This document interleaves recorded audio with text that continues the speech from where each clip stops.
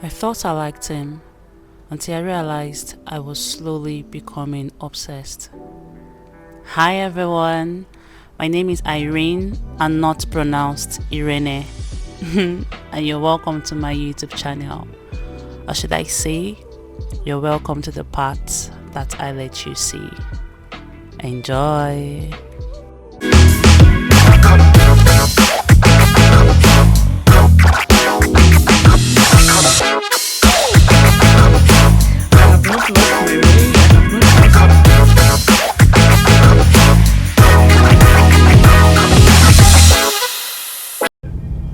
In respect to my current emotional state, I just want to talk about something very human, something very quiet but can be very powerful. I would say something that sits between feeling and losing yourself. Today, I want to talk about obsession.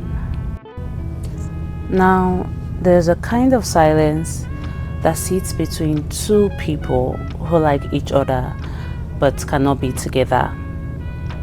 It's not the loud kind of heartbreak. It's not even the dramatic kind either.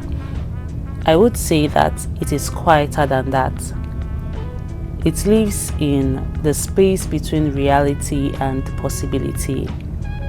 It lives in the space between what if things were different. In situations like we both know, but we are not saying anything. And sometimes in that quiet space, something begins to grow. Something that feels like love at first, but slowly starts to shift shape. And this is what I call obsession. Well, I didn't notice when it started. At first, it was normal, innocent even. You like someone, you think about them, you smile at their messages, you replay conversations in your head. That's human behavior, right? That's what connection does. It occupies space. But then the space starts expanding. You check your phone more often, you reread texts, not because you missed something, but because you want to feel something again. You start noticing the patterns, how long they take to reply, what tone they use, and what they didn't say. And suddenly you are no longer just feeling the connection, you are managing it. Well, psychology doesn't describe obsession as something extreme. Sometimes it's softer than that, almost invisible. I would say that obsession is about fixation. Your mind locks into something or someone and begins to assign importance to it. Not because the person is necessarily extraordinary, but because of what they represent to you. They may represent possibility, validation, emotional safety, or sometimes unfinished stories, like my situation. There's a concept in psychology known as intermittent reinforcement. It's simple but powerful. When something is given to you, sometimes, like given to you unpredictably, it becomes more addictive than when it is given consistently. Let's think about it this way. If someone shows up fully, consistently, your mind relaxes. But if they show up halfway, sometimes they are warm, sometimes they are distant. Your brain starts working over time. You start overthinking things.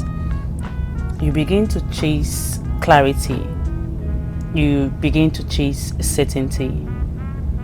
You even begin to chase them.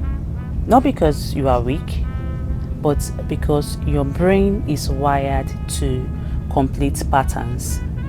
Now, in situations where a relationship feels impossible, this effect becomes even stronger because now it's not just about the person, it's about the idea of that person. You are not responding to what is happening, you are responding to what could have happened or what should happen, or should I say what you wish could happen. And the mind, when it doesn't get closure, it fills in the gap. That is where obsession quietly thrives. It doesn't thrive in reality, but it thrives in your imagination. For me, I started noticing in small ways. I started having the urge to call, even when there was nothing new to say, when I had nothing to say. The need to text, not because I had something important, but because I wanted reassurance. And then came the uncomfortable questions in my head.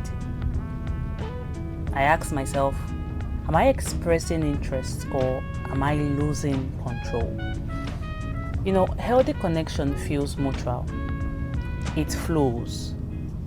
But obsession feels like effort. Constant, like one-sided emotional labor. You start to feel slightly off balance, like you are losing or leaving more than the other person is, and deep down you know it. I would just like to add that the human behavior in relationship is often driven by attachment patterns. Some people are naturally more secure. They can like someone without losing themselves, while others, especially when something feels uncertain, can become more anxious. You know, anxious attachment doesn't mean you are too much.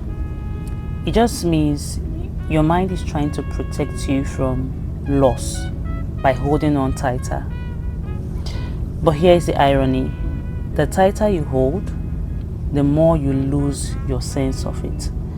And that is where obsession stops being about love and starts being about control.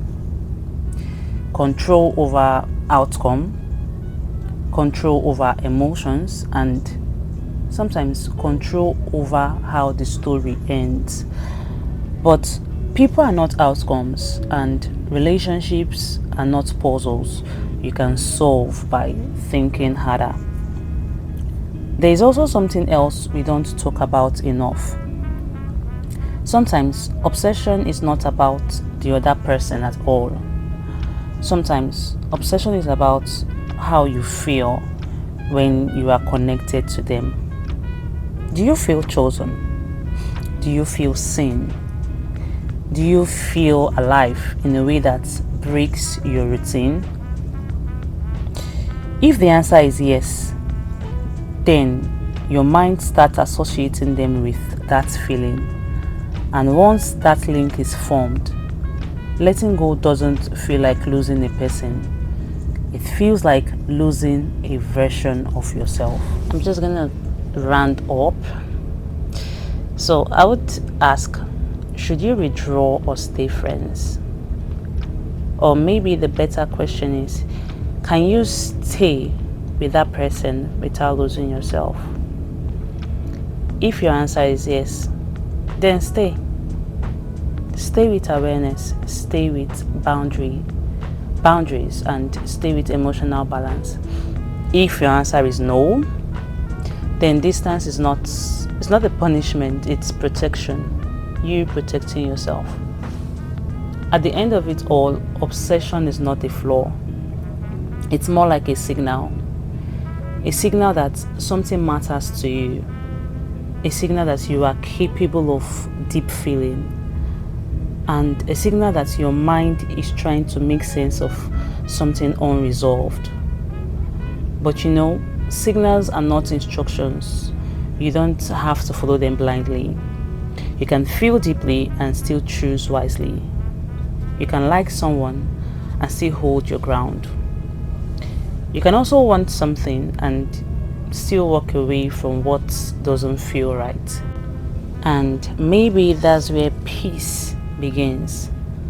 Not in suppressing emotions, not in chasing certainty, but in learning the difference between connection and losing yourself trying to hold onto it. Thank you for listening. Bye.